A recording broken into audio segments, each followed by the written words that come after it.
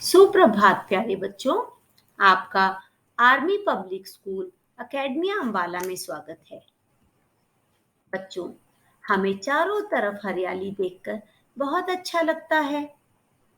क्या आपने कभी सोचा है यदि धरती पर पेड़ पौधे न होते तो क्या होता? सोचिए जरा। हमें खाने के लिए फल और सब्जियां कौन देता? दवाइयां कौन देता? घर व फर्नीचर बनाने के लिए लकड़ियां कौन देता? हवा को शुद्ध कौन करता? तो देखा बच्चों, इस प्रकार पेड़ हमारे मित्र हुए। हमें पेड़ों को काटना नहीं चाहिए, बल्कि अधिक से अधिक पेड़ लगाने चाहिए। इसी पर आधारित है हमारी आज की कहानी, पाठ 10, मुझ में भी जान है। यह कहानी एक छोटे बच्चे रशीद की है।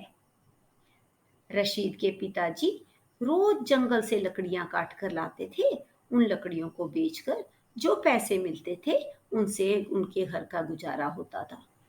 एक दिन रशीद के पिताजी बीमार हो गए। रशीद ने कहा, पिताजी आज मैं लकड़ियां काट कर ले आता हूँ। अब्बू ने कहा, नहीं, तुम अभी बहुत छोटे हो। रशीद ने जवाब दिया कि आप फिक्र मत करो, अब मैं बड़ा हो गया हूँ, मैं लकड़ियां काट कर ले आऊंगा। रशीद लोहे की कुल्हाड़ी उठाकर चल दिया। वह एक हरे भरे पेड़ के पास पहुंचा। जैसे ही उसने कुल्हाड़ी उठाई, उसे किसी के रोने की आवाज सुनाई दी। उसने इधर उधर देखा, उसे कोई भी नहीं दिखाई दिया। रशीद ने फिर से कुल्हाड़ी उठाई, फिर से रोने की आवाज आई। रशीद डर गया, क्योंकि वहां कोई भी नहीं था। तभी रशीद की नजर पेड़ पर पड़ी। उसने देखा कि पेड़ तो रो रहा है। रशीद ने बड़े आश्चर्य से पेड़ से पूछा, तुम क्यों रो रहे हो? पेड़ ने कहा, जब कोई तुम्हें चोट पहुंचाएगा, क्या तुम्हें दर्द नहीं होगा? तुम मुझ पर कुल्हाड़ी चला रहे हो, मुझे भी तो दर्द हो रहा है। रशीद ने बड़ी हैरानी से पेड़ से पूछा, तुम तो बेजान हो, तुम्हें तो कोई जान नहीं है, तो फिर तुम क्यों रो रहे हो? इस पर पेड़ ने जवाब दिया कि हमें भी तो जान है, हम भी तो तुम्हारी तरह छोटे से बड़े होते हैं। पहले नन्हे पौधे होते हैं, नन्हे पौधों से बढ़कर पेड़ बन जाते हैं। हमें भी जीवित रहने के लिए हवा, पानी, भोजन की आवश्यकता होती है। पेड़ की बातें सुनकर रशीद बड़ा हैरान हुआ। उसने पूछा कि मेरे अब्बू तो रोज लकड़ियां काट कर ले जाते हैं, भला यह कैसे संभव है?